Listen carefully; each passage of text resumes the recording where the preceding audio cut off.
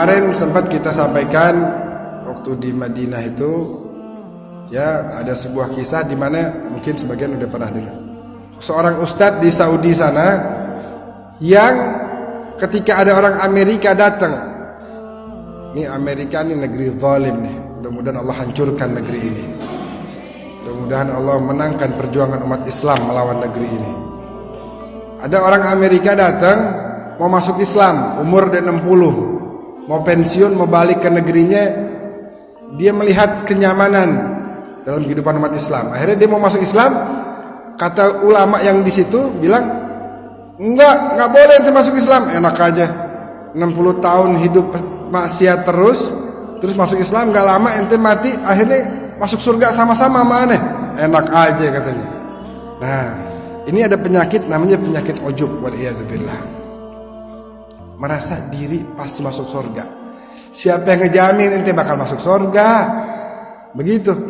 Wal Habib Abdullah bin Husain bin Tahir yang kita baca terus tuh kasidahnya di akhir majelis, ya Rabbana a'tarafna bi annana aqtarafna wa annana asrafna 'ala alladha ashrafna. Itu Habib Abdullah terkenal mengisi hidupnya, mengisi umurnya dengan terus ibadah kepada Allah Subhanahu wa taala. Habib Abdullah setiap hari 25.000 baca sholawat, 25.000 istighfar, 25.000 juga baca tasbih, tahlil, tahmid dan takbir. Begitu. Tapi bayangin, ini ibadahnya udah luar biasa. Kita nggak mungkin bisa, kita sulit untuk ngikutin. Tapi yang segitunya, sampai-sampai beliau pernah dikasih jam sama orang, dikasih jam hadiah, dipakai. Gak lama, terus beliau lihat kok nggak jalan jamnya. Dibilang sama yang ngasih, Beb, itu jamnya harus beberapa waktu sekali, ntar diputer, nanti diperhatikan. Kata Habib Abdullah, apa? Anda suruh ngurusin jam 24 jam itu kurang buat Anda untuk zikir dan ibadah kepada Allah. Ente mau tambah lagi urusan Anda buat ngurusin jam? Enggak deh, Anda balikin. Padahal jam yang dikasih jam mahal. Beliau nggak ada waktu buat ngurusin gitu. Tapi segitunya beliau bilang, ya Rabbi ma ma'ana amal wa kasbuna kulluh zalal lakin lana fika amal tuhyil idhamar ramah. Ya Rabb, saya nggak punya amal. Saya nggak punya apa? Tiap hari ibadah 24 jam. Ya Rabb, saya nggak punya amal. Wa kasbuna kulluh zalal. Yang saya kerjain tiap hari kesalahan demi kesalahan. Hadza, nggak ada ujubnya sama sekali. Kalau yang tadi gimana? Enak aja ente masuk Islam, udah 60 tahun maksiat, masuk Islam nggak lama ente mati masuk surga bareng-bareng sama aneh. Enggak usah masuk Islam ente. Merasa diri pasti masuk surga. Ujub, waliyazubillah.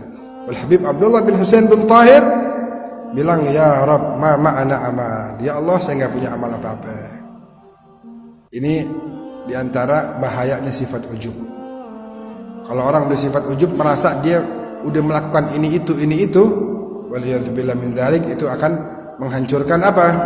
Menghancurkan daripada amal ibadah yang dikerjakan. Sampai sekali waktu ada orang ahli ibadah ketemu sama orang ahli maksiat. Kata ahli ibadah, jangan sampai tuh ahli maksiat salaman sama ana. Kotor nih orang. Saya tahu nih orang suka maksiat. Saya ini ahli ibadah, ahli taat kepada Allah. Awas sampai dia nyamperin ana salaman. Kata si ahli ibadah. Kata si ahli maksiat begitu ngelihat di depannya ada ahli ibadah, aduh, saya mendingan minggir aja deh. Saya ini kotor, saya ini pendosa. Lebih baik saya minggir deh, nggak usah salaman. Saya nggak enak hati, siapa saya mau salaman sama orang ahli ibadah kayak begitu. Nah, bayangin perbedaannya. Si ahli ibadah bilang, jangan sampai dia salaman sama ana, dia ahli maksiat. Ahli maksiat tahu, merasa memang diri hina di hadapan Allah, sehingga dia tahu diri. Akhirnya Allah ila nabi dzalikaz zaman.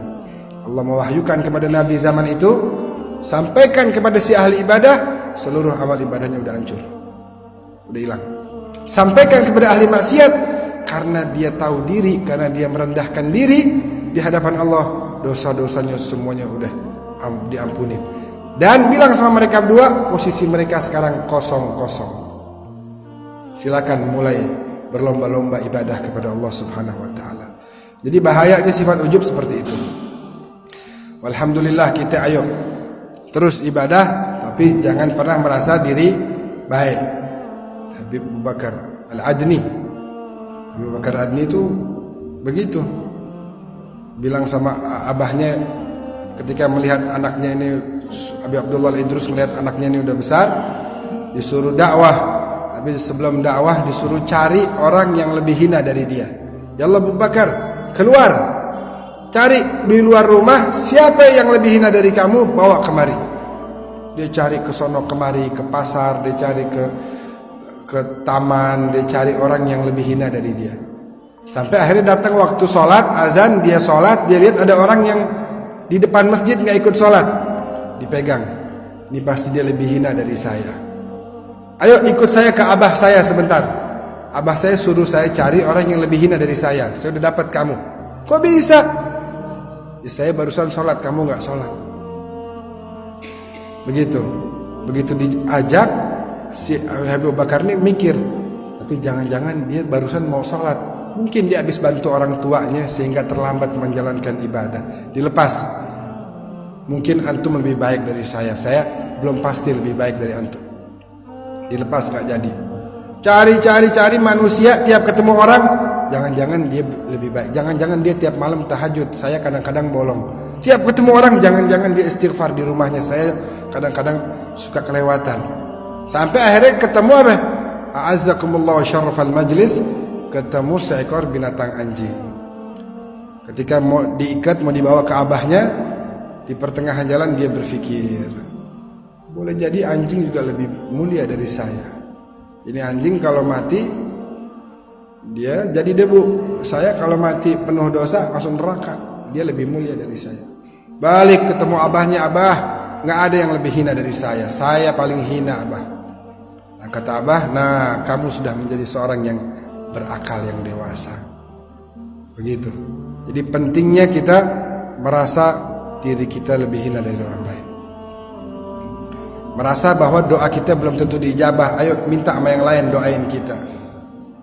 Merasa kita tahu diri, kita sadar nih mulut kita sering bermaksiat, orang lain pasti lebih sedikit maksiatnya.